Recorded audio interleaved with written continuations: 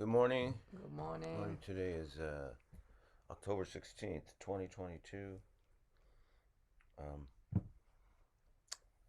let's set our intention, make aspirations by saying the four immeasurables prayer. May all beings have happiness and the causes of happiness. May all beings be free from suffering and the causes of suffering. May all beings not be separated from the happiness of never known suffering. May they rest in equanimity, free from attachment, anger, and aversion. Um, So we're going to talk a little bit, meditate, and we'll take some questions. Uh, so I wanted to just bring up when we started this class, it came out of the pandemic and was really just a secular meditation class out of people's curiosity and desire to have a way to deal with the stress and uncertainty and anxiety and difficulty during the pandemic time. And through a lot of your curiosity, it became a class about, in addition to that, it became, we introduced some Buddhist discussion. And that evolution was facilitated by our teacher, Garchen Rinpoche, who thought it was a good idea based on your, desire and curiosity. But the thing he said, and I've said this many times in class, and I'll probably keep saying it for as long as we do this class, is that we should always focus the discussion, at least the Buddhist component, on because Buddha is not the name of a man, it's the name of mind. And I just want us to think about that for a few minutes. And that's not a metaphor. That's not an allegory. That's not a, kind of little elaboration or anything. That's the truth is what he's speaking. I think a lot of us, especially when we're new coming to this, and it's very understandable, new to meditation and new to these teachings, you think of meditation as the most important thing, the technique of meditation, the goal, whatever the goal of meditation is, whatever the meditation means to you.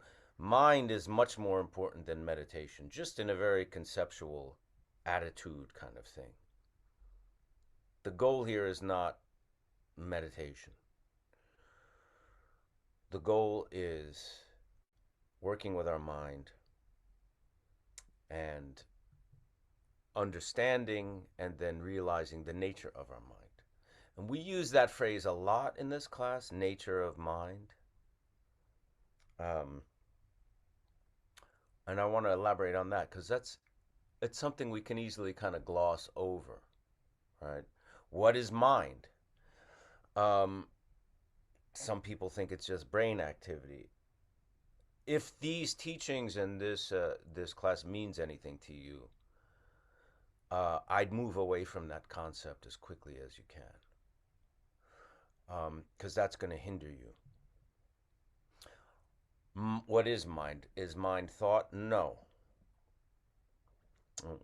We use that technique, right, of when we're meditating, of thinking of a thought as a cloud that arises in the sky.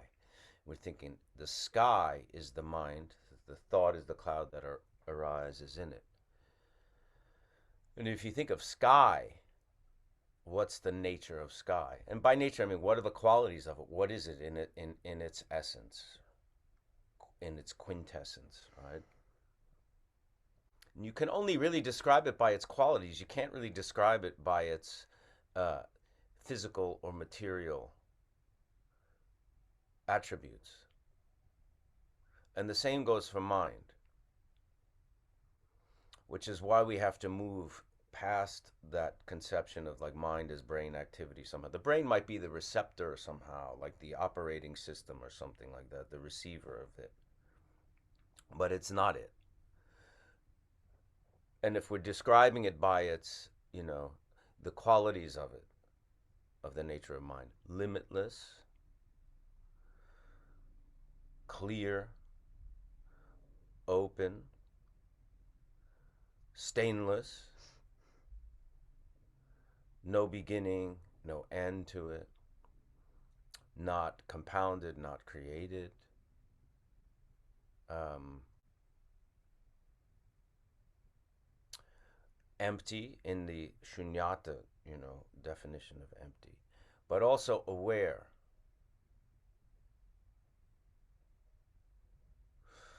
Because when we meditate and when you have those real moments of quiet, it's not dead.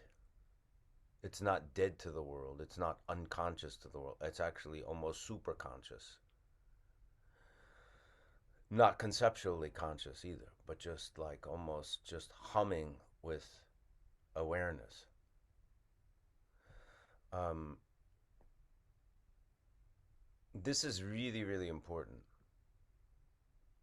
that we know this. And that when you practice and you touch those moments of union with that nature of mind, or just a taste of that nature of mind, a taste of that, openness, of that limitless potentiality, that's what you're touching, and that it's real, and that it's something that you have access to. Um, it's really important to think in these terms. So when Garchen Rinpoche says, Buddha is the name of mind, there we go. That's the connection between everyone having Buddha nature, that we have enlightenment within us, and it's about kind of clearing away the obscurations, the habitual patterns, the karmic imprints, and all those things that prevent us from, living in that place all the time, right? Living out of that place all the time. And now I'm going to read one thing to make a connection to what I'm talking about, right? This is we read a lot of his teachings here, Zonsar Khyentse Rinpoche, who's brilliant. He's talking about Vajrayana Buddhism, which is, Tibetan Buddhism is, predominantly the Vajrayana teachings. And I'm not going to go into what that is, that's a very long conversation, but we can substitute that for Tibetan Buddhism for today. It just makes things a little bit easier. But in the Vajrayana, the greatest faculty is devotion. Listening, contemplating, studying, and analyzing are common methods for seekers of truth. And that's what we do here, right? We listen to the teachings, we contemplate that, we study them, we analyze them, we use them as methods for our practice. But in the end, the real understanding of emptiness, and when we talk about emptiness, we're not talking about voidness or nihilism or the lack of something. We're talking about empty of inherent existence, meaning our true nature, even on a level of physical science, when they break down what we're made of, they can't even define what we're made of, because it's basically like energy and waves and particles of energy. Emptiness also kind of includes that sense of non-duality and complete interdependence, those things, right? The real understanding of emptiness can only arise when the mind is free of reference points, cultural hang-ups, values, the burden of logic, dialectics, reason, speculation, rationalism, and hypotheses. Yeah. This is called, here's the big key, this is called devotion. Of all possible superior faculties, devotion is supreme. Now, by devotion, we're not even talking about faith or blind faith or anything like that. What are you devoting yourself to? The nature of your own mind.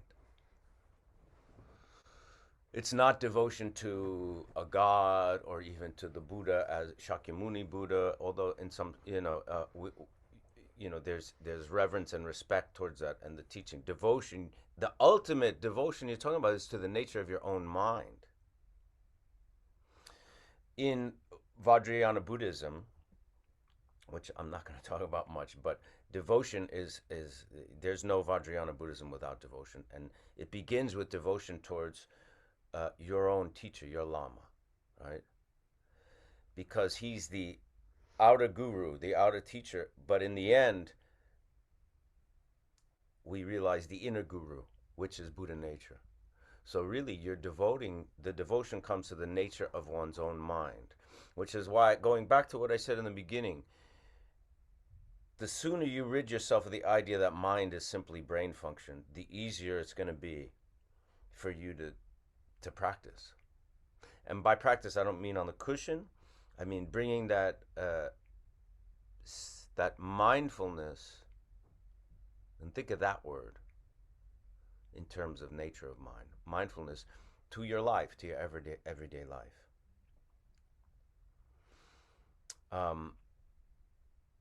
That's really what I wanted to say today.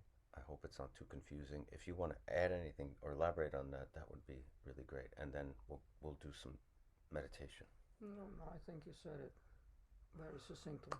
Okay. With that in mind, so don't, when you're taught, when you hear the word devotion, if you get further and further into these teachings and study with a lama, Vajrayana, and you hear this word, don't be afraid of it as this cult-like thing where you have to give up your will and your mind to some, some leader or some personality who's going to tell you what to do.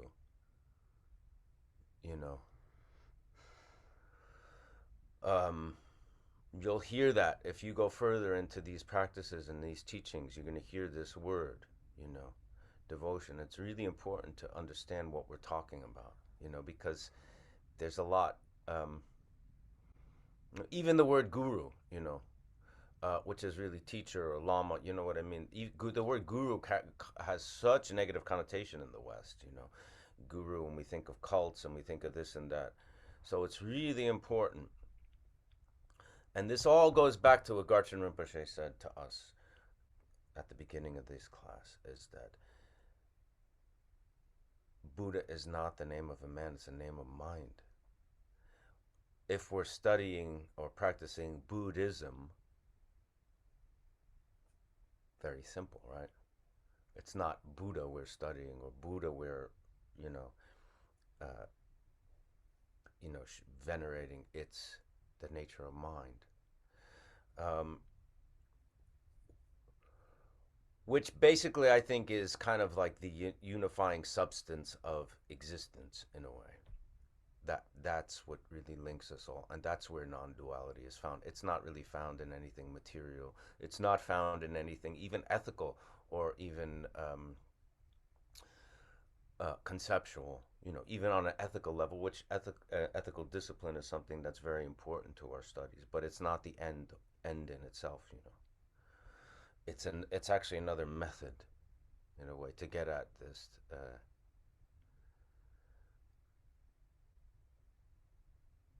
mind, Buddha being the name of mind. With that in mind, you want to say something?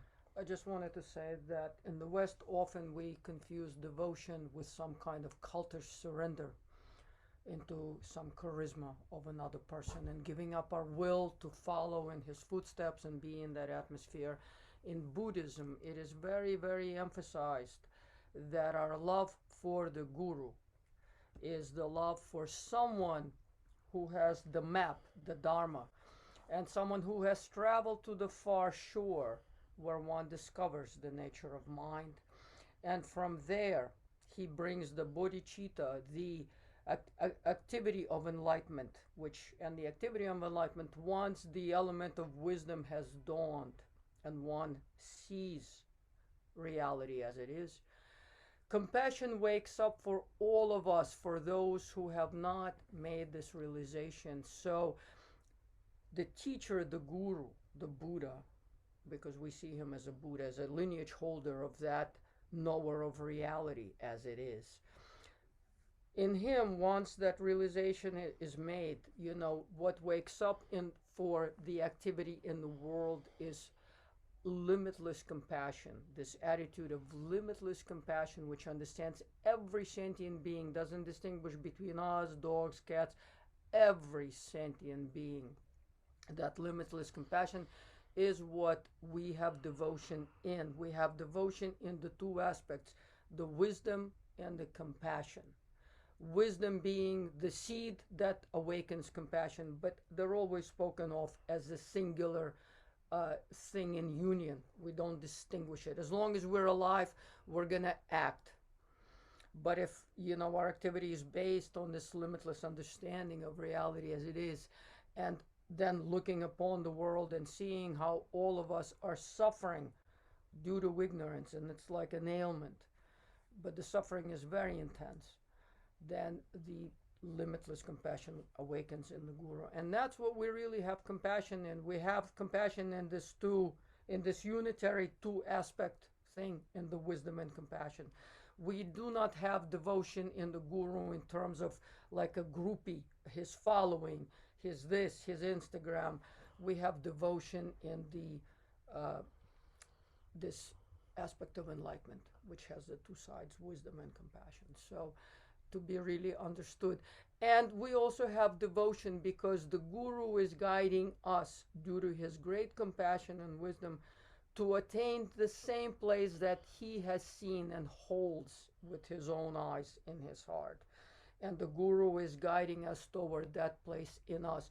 So the outer guru is the guru whom we view as a Buddha, because he's someone who has these qualities and attainments.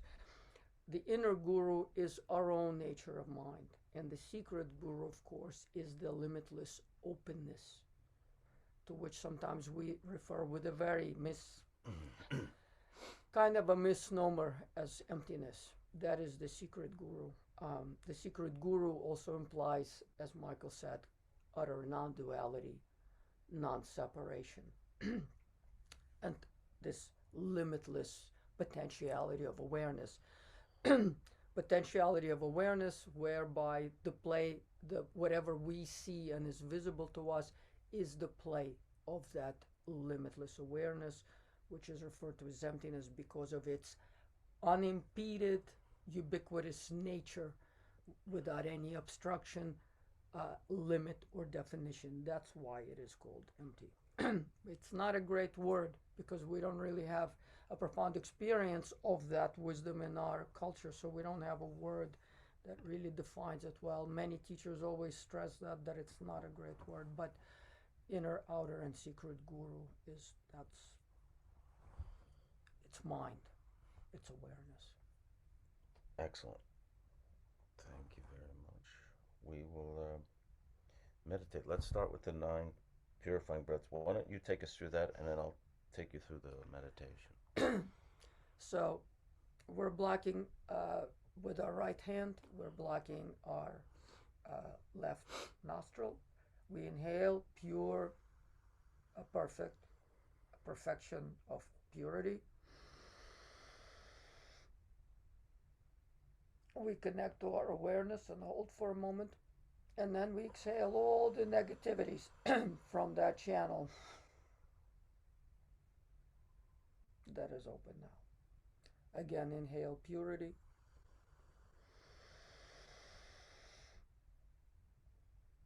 Through the right. Exhale all the negativity of the left channel.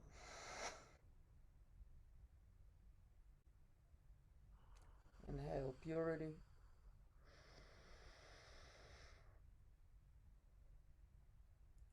Exhale and clear all the negativity of the left channel.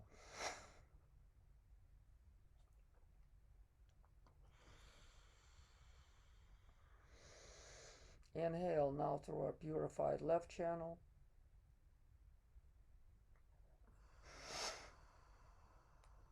Exhale all the negativity of the right channel.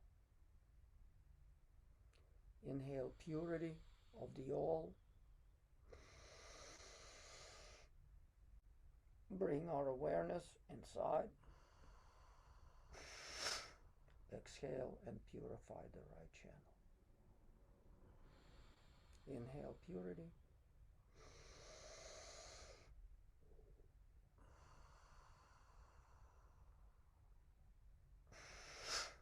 Purify the right channel. Inhale the purity of all into our central channel. Bring awareness into the central channel. Purify the central channel on the exhale.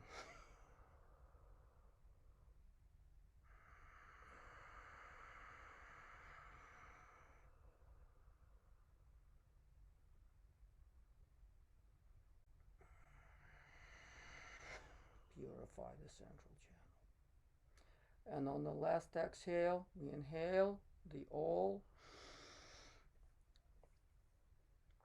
Bring mind, bring awareness to the central channel, and then we will exhale the green dhatu sphere from our heart center and merging awareness with all.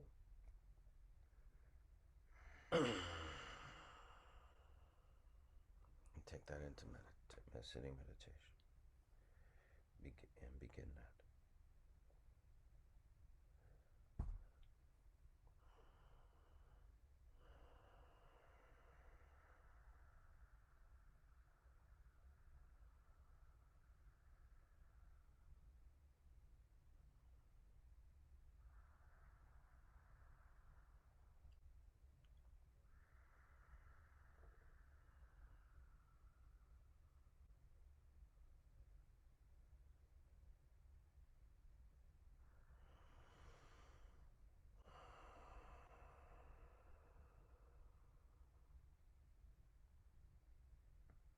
Stay with the meditation. If for those of you who are new, who don't have the posture, you can look at the first classes of this year for that on YouTube.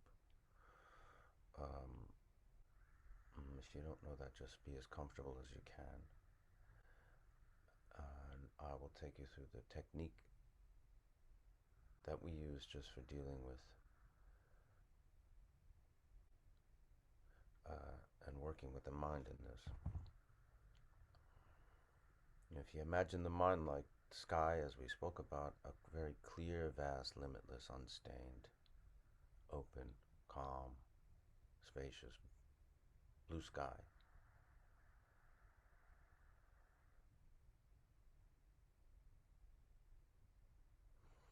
And as you sit quietly and calmly, just kind of relax into that. It's almost like you're merging mind and body. Relating to mind in that open, spacious way, and just kind of relax your body into that spacious.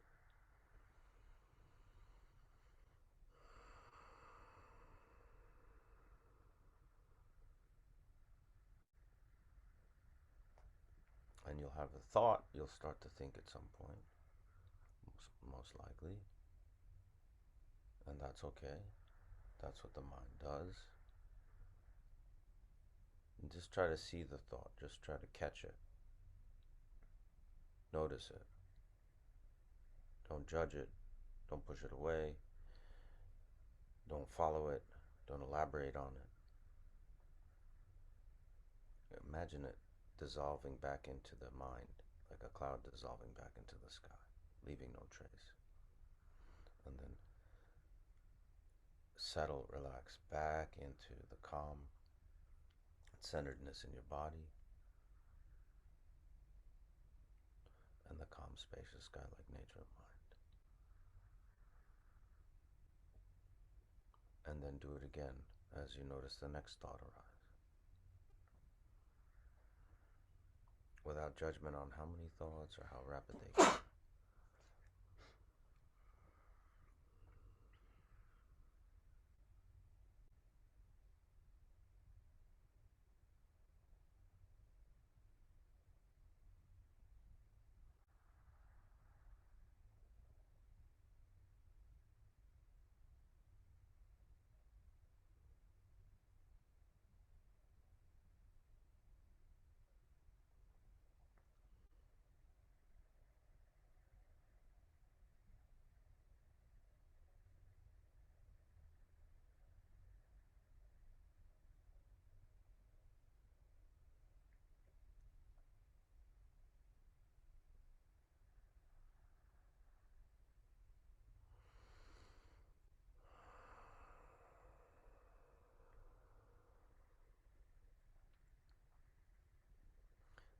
have to dissolve the thought, use that cloud technique like with every breath, but that's okay.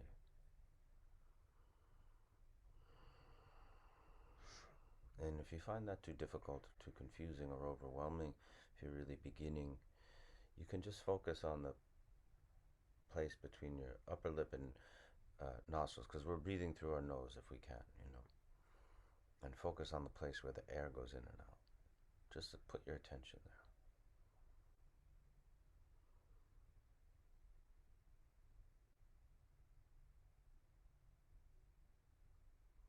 Sometimes that kind of can ground us. And if a thought comes, recognize it. Leave it where it is, let it dissolve. Back to the breath.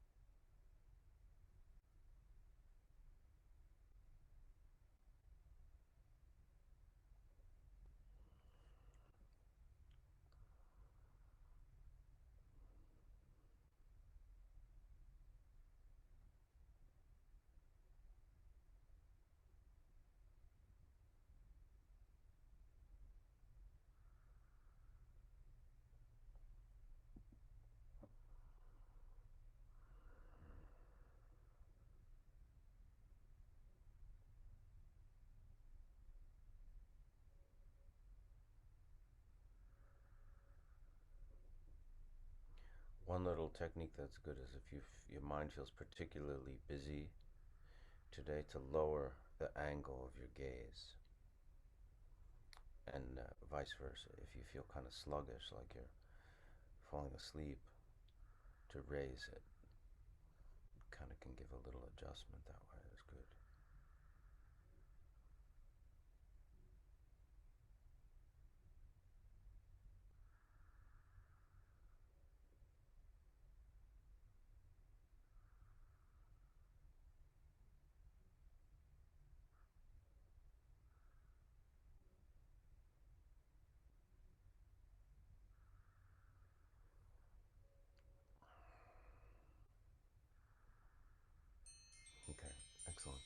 So, I know some of you might have been new, and we didn't go into the real technique, in terms of the physical posture and the breathing and all that. But I don't do that every week because so many of you are consistent here. So, if you go to the Nick, if you could post, I forget the name of that website every week. It's horrible. If you could post, Nick, the YouTube, the website, or I think you can just go on Solidago Productions, our producer Nick Solidio's website. The first classes from this year have really detailed explanations of the posture. SolidagoProductions.com. We'll take questions if you have them, and if we can answer them, we will. When you speak of mind, is that the same thing as awareness or consciousness? I'll give that one to you. It is awareness, absolutely. Yeah, because in Buddhism there are multiple words for mind. The mind, what we are accustomed to thinking in terms of mind, is conceptual mind. It's the conglomerate of the what in Buddhism is often discussed in terms of eight consciousnesses: the five perceptions, mental consciousness, ego or afflicted consciousness, and the storehouse, where specific characteristics of us, the way our mind operates, and karmic seeds are placed. So, uh, in Buddhism, that's just one level of mind. That's the relative mind. There are other degrees of mind, and of course, ultimate awareness is the ground awareness, uh, to which we often refer with many words. We can refer to it as emptiness, we can refer to it as Buddha nature, we can refer to it as nature of mind, and specific Tibetan words like Rigpa. Uh, so, in Buddhism, mind is referred to by separate different words as to understand which level of mind we're discussing. If we're discussing relative mind, conceptual mind, what is referred to as dualistic or afflicted mind, then that's eight consciousnesses. In Tibetan it's called Yid, but again, as I said, in Buddhism there is multiple layers of mind. Think of it as layers. And there's of course the ground and other minds which occur on its basis. And following that as the next question, are we all one mind? There's only one reality, right? We don't have to, you know, if we think about ultimate reality, and that reality in Buddhism is being aware, then, but it exceeds concepts of one and many. It exceeds concepts and definitions, period, because concepts and definitions are structurally inherent to dualistic mind. So trying to identify it outside of direct experience, we have to understand that we're merely being metaphorical, because we cannot confine this experience to the nature of dualistic mind, which basically what the dualistic mind is really good for is labeling things and putting them into little compartments. It helps us operate in relative level of reality, on the level of appearances, on the phenomenal level, crossing the street on a proper light, knowing how to operate a car, fly a spaceship. That's all level of relative mind. So we have to understand that when we do give names, they're just little road signs for us. They're not the street itself or the direction itself or the place itself. They're just little street signs. Yeah, and this is kind of following this again. When you say mind, should it be universal mind or the individual mind? I am a beginner. And, in some ways, like right now, we're doing this class through the miracle of the internet, right? So we're experiencing the internet, right, by doing this class in essence, in some aspect of the word. So is it one internet, or is it however many we are, whatever, 100 internets. Do you know what I mean?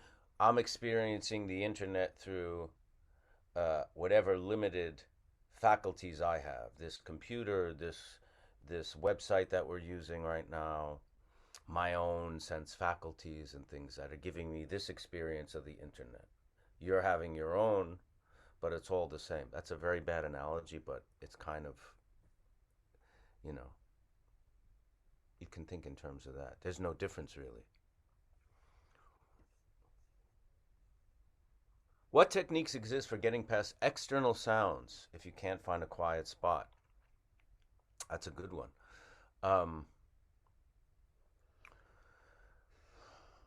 you can use the same techniques we use dealing with thoughts as well. You become aware and then, leave the sound where it is. That can become hard if it's extremely loud, or extremely disturbing, or persistent sound. Um, you also can choose to hear whatever external sounds as like mantra. That's another technique, like the one mantra that the Dalai Lama is famous for. That's the mantra of Chenrezig or Avalokiteshvara, the Om Mani Padme Hum. So you can almost imagine hearing that. Uh, you're hearing the sound, but you're hearing whatever, even if it's very disturbing or very almost scary, or you can imagine that it's the sound of mantra. But that's tricky. Those things can be very, especially in the beginning. You know, but they're good obstacles sometimes to get through, because in life, most of the time we're not in a quiet spot.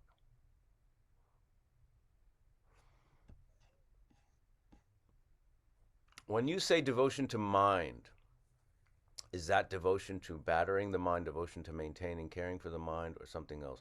No, I was saying devotion to mind, the nature of mind, right? Which is that kind of limitless, spacious, aware, empty shunyata-ness of mind, limitless compassion, as Victoria elaborated before on that, limitless potentiality. That's what we're saying. That's what we're talking about, saying devotion to that. You can also think in much more narrow relative sense, devotion being, for example, when we have some major disease and we need to change out our kidneys or our heart or something like this, which really holds us on the brink of living and not living and not living. We have faith in the doctor to whom we go to, because we know that he has the skill, the means, and the wisdom, the knowledge to give us this life, to permit us to live.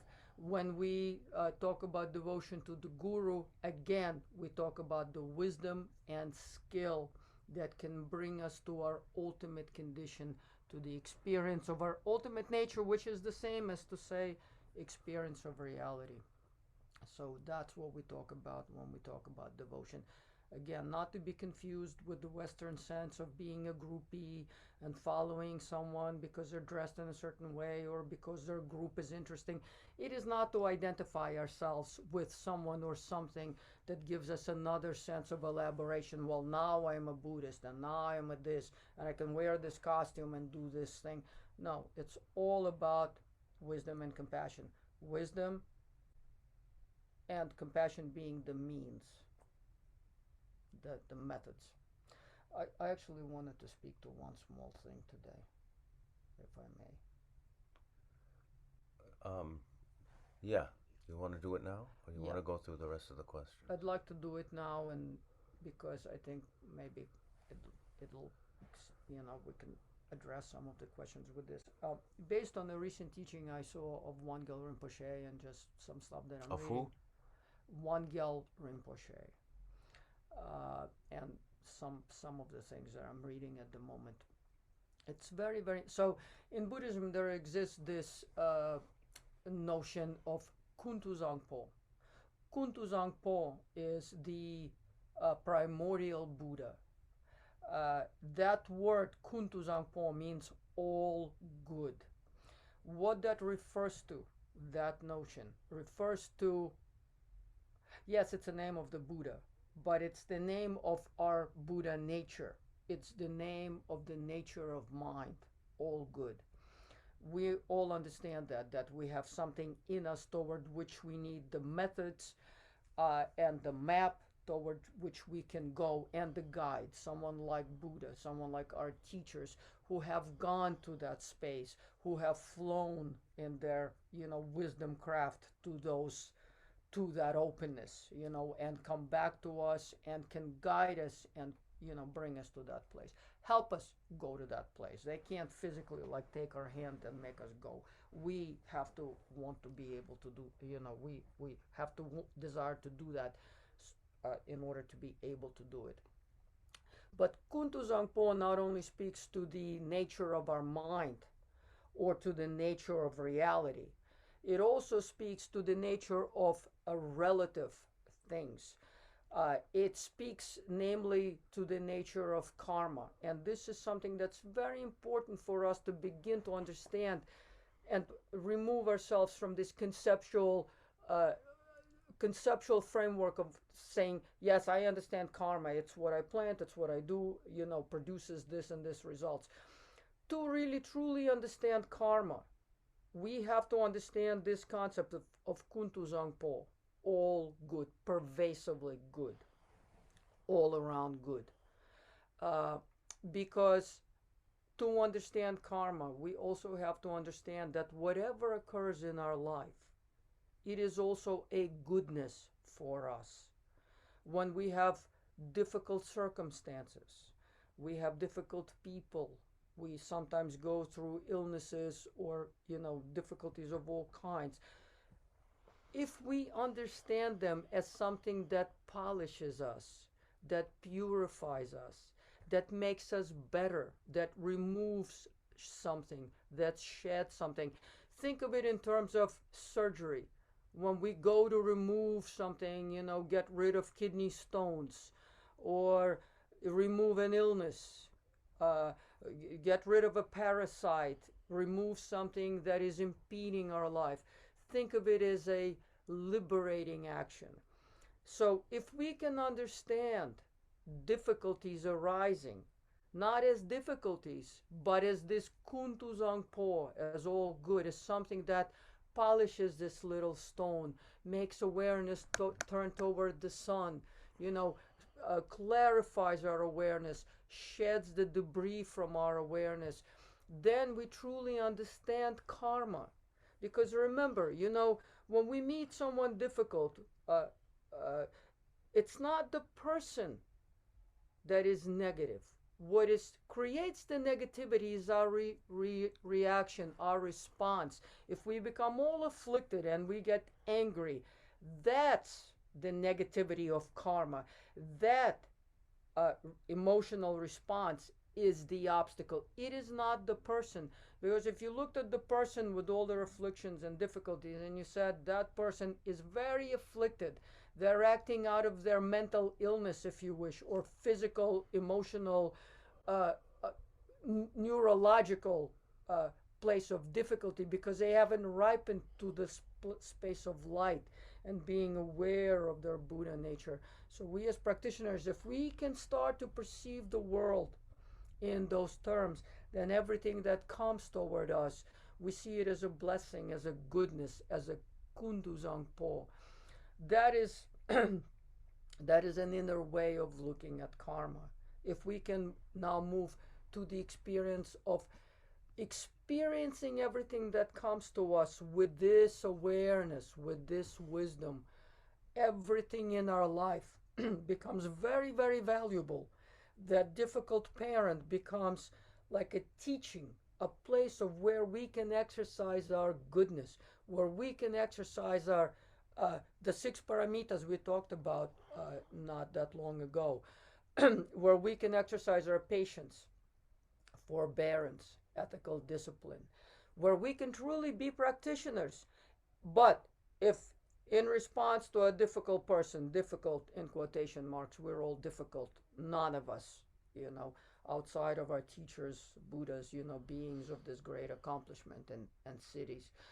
If we do not use the prajna, the wisdom, and the five paramitas, generosity, forbearance, ethical discipline, patience, etc. If we don't exercise these capacities that are inherent to us, that are within us, they are actually the qualities of our natural state of mind. If we don't exercise these in these outer circumstances, we in fact through negative responses create what is called negative karma and an obstacle and a difficulty. It is the emotional energy that we bring out in response to outer circumstances that creates and causes all of this. Also, when we respond in certain ways, when we talk about this storehouse consciousness, the alaya, that seed of that response, of that negativity, goes into that alaya. It stores, like when our computer can pick up on the searches and things that we do multiple times. We click on something and bang, it just pops up. Same thing, what happens in our store consciousness stores this response of negativity. So next time we see someone who's a little bit difficult, or even just remotely reminds us of the difficult person, what pops up instead of awareness and our ability to deal and exercise our practice, what pops up is that negative response. So immediately, if that person has the same color as the person we deem difficult in our life, we, even without really trying to discover anything about the person or circumstance, right away all that happens is we elicit that same negative response, and the response becomes very solidified. So multiple times, many times in the world, we will be meeting, but not a difficult person like all these difficult people. What we're actually facing in the mirror of our awareness is that initial negative response. So all that pops up, it's like a burp that comes up, is that negative emotion is solicited so quickly. Somebody brushes against us in the subway, right away the negative emotional response pops up. So really, to truly practice is to understand this inner level, seeing everything as good, trying to read into it and understand, why is this arising in my life? Well, it's arising in our life because we're meant to deal with it and dissolve it, like going to the doctor. But now we are the doctor, our awareness is the doctor, and we know the medicine, we have the practice is the medicine, and we're applying it to the difficult situation. Then we're truly understanding and practicing. This is what Buddhism is all about. It's not about sitting and calming ourselves, from the storm of negative things. Buddhism is trying to prevent and shed negative things from occurring in the first place. And there are two levels, two stages to that. The stage of transformation is when we have a difficult situation, we've reacted with negativity, and now we're going to try to transform it. And then the ultimate level is a level of liberation, is when negative things pop up, we smile at them, we understand their empty nature, we know that they'll just come and go. We have the patience from forbearance, and our wisdom is so sharp, like the sun, that it penetrates into the darkness and dispels it. But that is, of course, that level of liberating everything upon arising is a level that our teachers show us. That's why we have devotion to them. We can see their sun-like wisdom destroying the darkness of negative impulses, of negative emotional clinging and attachment. And that's why we have devotion to them, because we can see them as the sun shredding the darkness. But we, as practitioners, are in the place of transforming negativity into the wisdom aspect, into the luminosity and liberation aspect. So that's what practice really means. Taking it, understanding on the cushion how we can distinguish between our nature of mind and the mental arisings, all the thoughts, all the things, that we call out there. We work with that. We use our nature of mind, our big awareness, our limitless awareness to transform uh, difficulties. And if we can truly understand everything that arises as this kundu zampo, one in the sense of our nature being always pervasively good, because wisdom has nothing but compassion and light, and then also understanding that everything that arises is something that maybe I have created in a previous life or in this life, but I will not create more of the same. Now you're saying to yourself, as a practitioner, I will take this and I will transform this ice cube, or this poison into a pure drinking water, and I will release it. And that's what practice really is. Being aware and conscious could be very scary, actually. Takes time. Well, we're all conscious, you know. Awareness and consciousness don't always go together. But it's not the awareness that makes it, life is scary. Our thoughts are scary to begin with, based on what she's saying, our karma, our habitual patterns, the mental constructs that have evolved over time in our life, over many lifetimes, in a Buddhist perspective, obviously. But that's really what's scary. It's not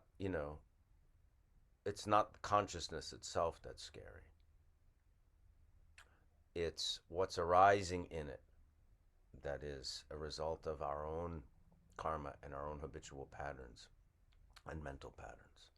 And what's scary is creating, incessantly being the factory for creating negative karma, creating negativity and putting it out in the universe. That should be scary to all of us. And as practitioners, our awareness should be focused how not to put those seeds out there, how to prevent it. If a negative thought arises, we use our awareness to shred it and not act on it with our body, speech, and mind. But also, if it's already out there, then using the infinite methods of dismembering it, of melting it down, and then purifying it, and releasing it. Is the mind and a gut feeling the same? A gut feeling is like a thought that's arising, like we're describing a cloud arising in the sky, the gut feeling arising within the mind. That's the difference. So is it the same? It arises from it, it dissolves in it, but it's think of it in those terms is a lot easier. What do you do when your mind is your own worst enemy? Things like anxiety disorders love to roadblock my journey. It's not the mind that's your worst enemy. Okay. Again, it's the same thing we're talking about. It's the thoughts, the habitual patterns, anxiety disorder, which is our own karmic, mental, afflictive nature things that we experience through the mind, because we experience every single thing that we, as human beings, through the mind. Everything comes through the mind. It's not your mind that's the enemy. What do you do with anxiety disorders? Well, that, if it's a chronic thing, then there's, we always talk about getting professional care, if that's what you think, either through therapy, psychologist, psychiatrist. Sometimes there's, you may have some kind of chemical thing that needs to be addressed, medication, I don't know. But certainly, what do you do? I mean, that's why we're here. It's very, very helpful to, when there are recurrent, identical kinds of feelings that are always arising, we really have to examine what the kinds of attachments that elicit these feelings, because feelings are a response to something. We have to see where the attachments and to what kind of clusters of negative formations that we have identified in a certain way, and we kind of solidified as these negativities. What is it that we're afraid of? What is it that we're identifying as this horrible thing? What is it that keeps us always fixated in that space? Attachment does that. There's no question about it. it's, we're of course not speaking to any kind of clinical thing, but it's very, very important to know for oneself and become very, very clear what are the causes that produce these results, and shedding light on these causes, shedding light on these places on which we fixate, which produce this level of, negativity, and trying to release them, trying to move past them. At what point in your life did you fully adopt meditation, and how key has it been to your personal growth? I mean, personal growth and success. Well, we adopted Buddhism, really. We didn't adopt meditation first, and nor do I ever see meditation as something uh, extricable or separate from Buddhist, teachings and practice. How key? Extremely key. Can you recommend some books about meditation and Buddhism? We have that on the website. So there's Meditation with Michael Imperioli. That's a YouTube channel, and Solidago Productions, which is our producer's website. Nick, are the books on both of those, or one or the other? Let me know, and I'll tell them. So karma can be treated as a secular concept in this framework if one has a hard time related to spiritual aspects of Buddhism. Yeah, not only secular, but scientific.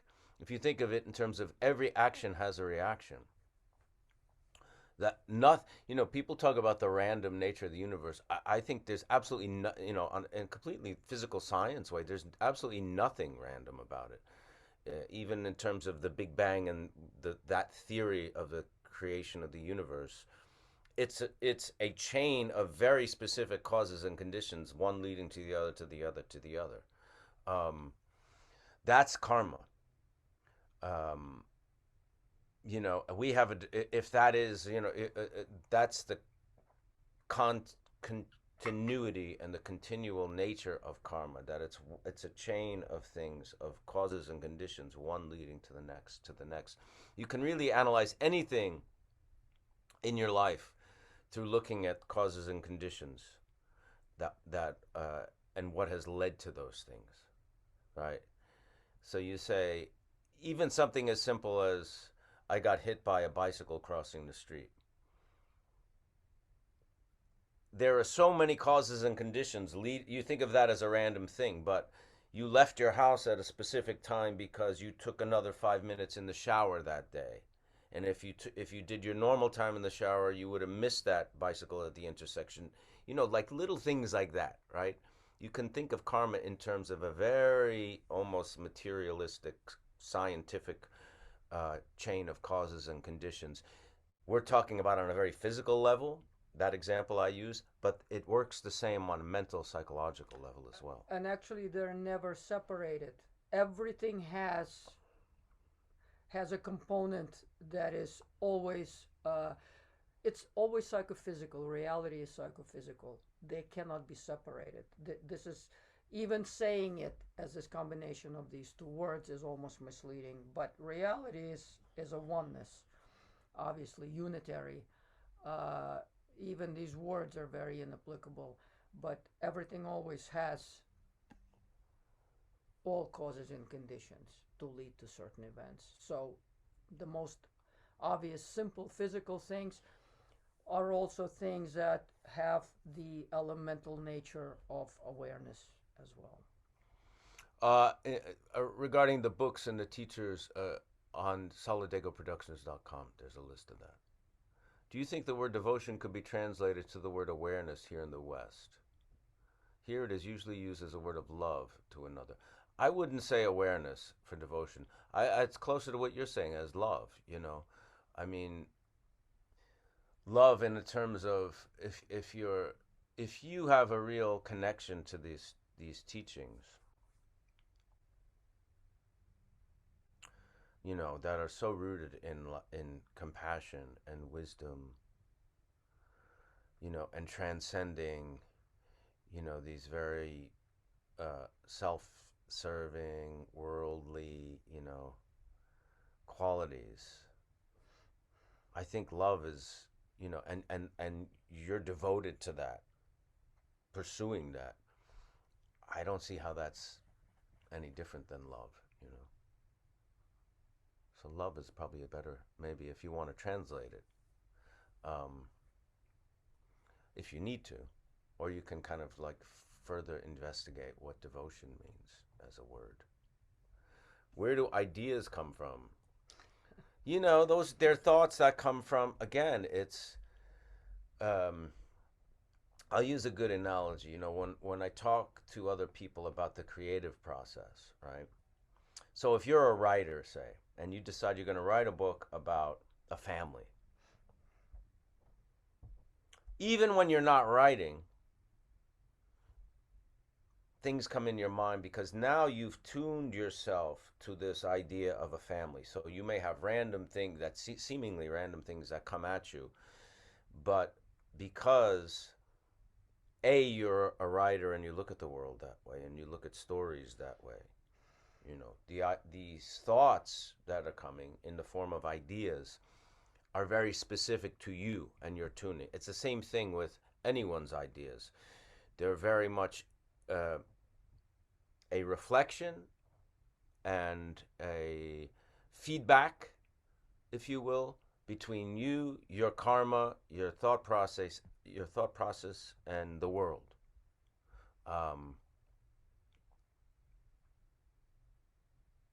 I don't know how to elaborate any further. I think that's how I would say it. You know, the Buddhist teachings always say the nature of mind is that appearances always arise. Thoughts are also these kinds of appearances. It's the luminous nature of our unimpeded, or what is sometimes called empty, quality of mind, that something is always arising in it. It's awareness is aware of things. And so, but we do distinguish between awareness itself and the mental arisings. Okay, I think this is the last question. How do we disassociate our own egos when dealt with a negative action? We don't disassociate, we become aware. Awareness is like the sunlight inside a cave. Whereas the ego is the cave, give me this, I want this, he hurt me, he didn't give me this, and you're creating, we create a thing of obstacle by generating this, if thoughts are generated out of that source. But if we become aware of it, we're already in the sunlit area of our awareness, and we say, you know what, that's just my habitual tendencies. I need this, I want that, he didn't, you know.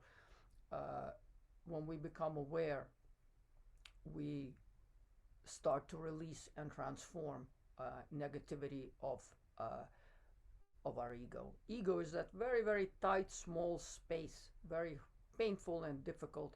When things are experienced through the ego, we can almost say in 99.9%, well, probably 100%.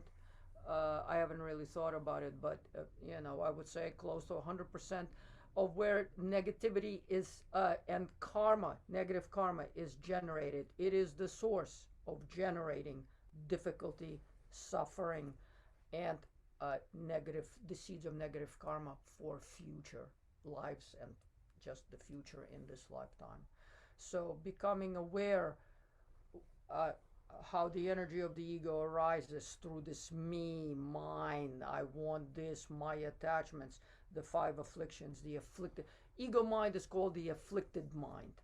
First of all, it's ignorant. The ignorance lies that it doesn't know its own nature, and it thinks that it is separate and distinct from others. And it is also not aware that everything happens through the five afflictions, because the ego and the five afflictions are one thing. So wisdom and awareness are always, awareness is something that always exceeds and shreds the ego. Awareness is always aware of self and other as one. So instantaneously at the moment of awareness, we are aware of others, what they're feeling. In fact, we're almost more on the side of others than on the side of ourselves. That's how you always know. Am I functioning from the space of the ego, or am I functioning from the light of awareness? Awareness always has other as the more important, where the focus is on the other. And the ego is when the focus is on oneself. Is That's all karma it as is. simple as positive actions create positive outcomes? Positive actions are definitely the seeds of positive outcomes. There is no question. But we have to really understand what positive is, and that speaks to the previous question.